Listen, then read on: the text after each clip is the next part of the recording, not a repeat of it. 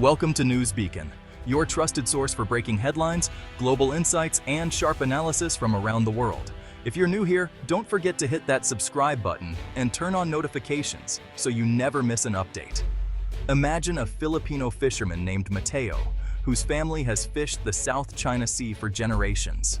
One morning, he's confronted by a Chinese Coast Guard vessel, aggressively forced away from his traditional fishing grounds at Scarborough Shoal. This isn't just about fish, it's about sovereignty, national pride, and survival. Mateo's struggle is echoed by thousands of Filipino fishermen, all facing the same intimidation.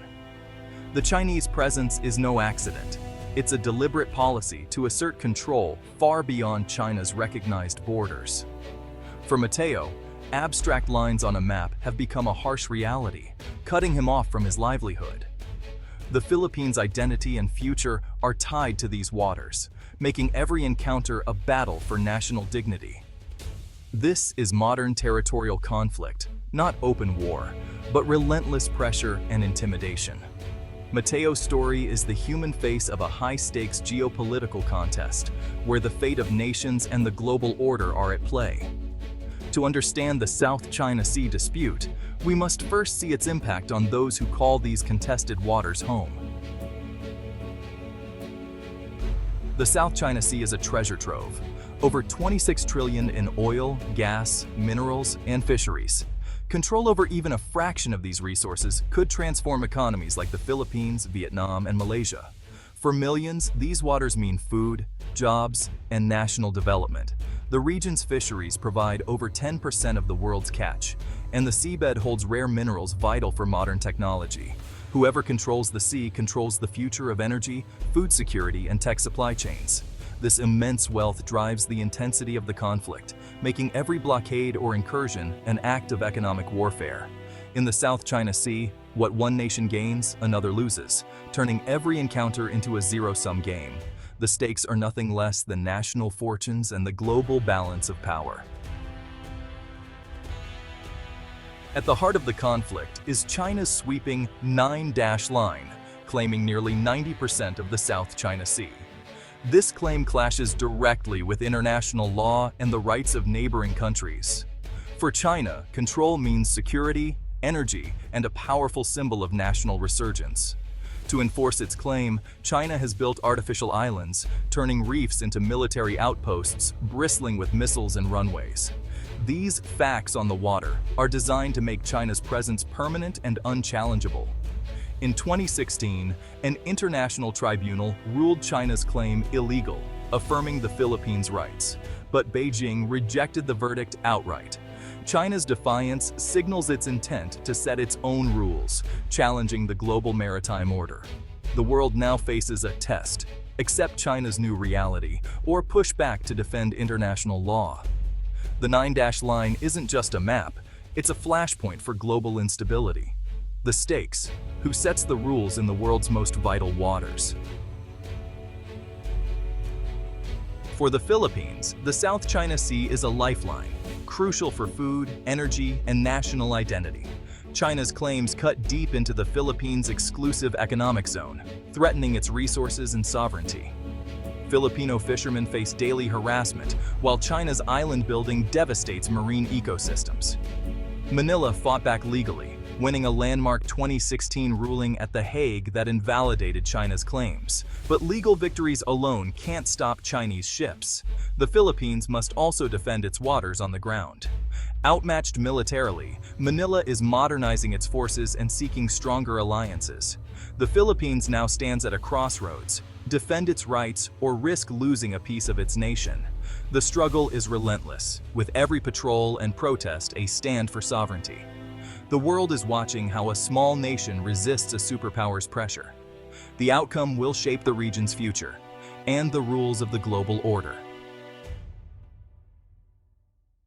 The United States has vital interests in the South China Sea, freedom of navigation, and a rules-based order. While not taking sides on specific claims, Washington is clear: no single nation should control these waters. The U.S.-Philippines Mutual Defense Treaty now explicitly covers attacks in the South China Sea, raising the stakes for China. America's support is more than words. It's increased military cooperation, intelligence sharing, and diplomatic backing. U.S. officials work closely with Manila, rallying allies and condemning China's actions on the world stage. This alliance is a powerful deterrent, signaling that Chinese aggression won't go unchallenged. America's commitment reassures allies across Asia that the U.S. remains a Pacific power. The message is clear: international law, not force, must decide the fate of the South China Sea. By standing with the Philippines, the U.S. defends the principles that underpin global stability. The contest is about more than territory. It's about the future of the international system. America's support is visible in its expanding military partnership with the Philippines. The Enhanced Defense Cooperation Agreement gives U.S. forces access to key Philippine bases, including sites near Taiwan and the South China Sea. Joint military exercises like Balikatan now involve thousands of troops, advanced jets, and warships, demonstrating real combat readiness. These drills send a clear message to Beijing: the alliance is strong and ready. The U.S. is also helping modernize the Philippine military, providing ships, aircraft, and surveillance technology. This boosts Manila's ability to monitor and respond to Chinese incursions. U.S. Navy freedom of navigation patrols challenge China's claims, reinforcing international law. These operations reassure allies and complicate China's efforts to dominate the sea. The persistent U.S. presence is a stabilizing force, making it harder for China to change the status quo by force. For the Philippines, this partnership is a lifeline in an increasingly dangerous neighborhood. The military alliance is not just about defense, it's about upholding the rules that keep the peace. The stakes: security, sovereignty, and the future of the Indo-Pacific. U.S. support for the Philippines goes beyond military might.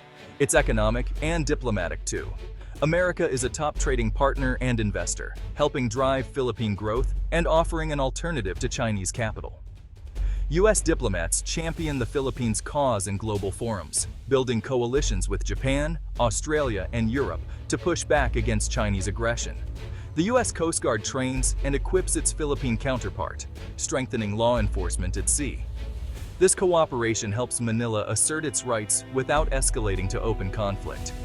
Washington's Indo-Pacific economic framework promotes fair trade, resilient supply chains, and clean energy, contrasting with China's debt-heavy projects.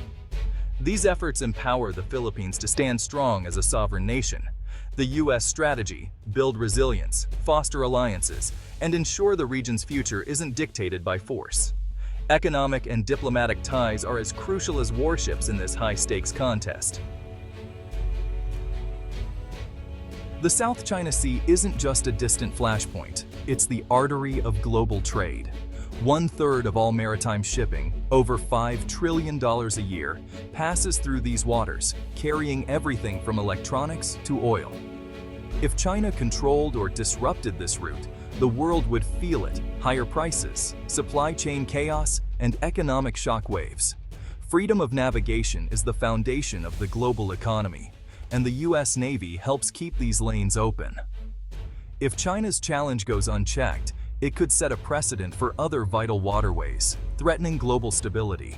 For Americans, defending these principles means protecting jobs, prices, and the modern way of life. The conflict is also a test of U.S. credibility.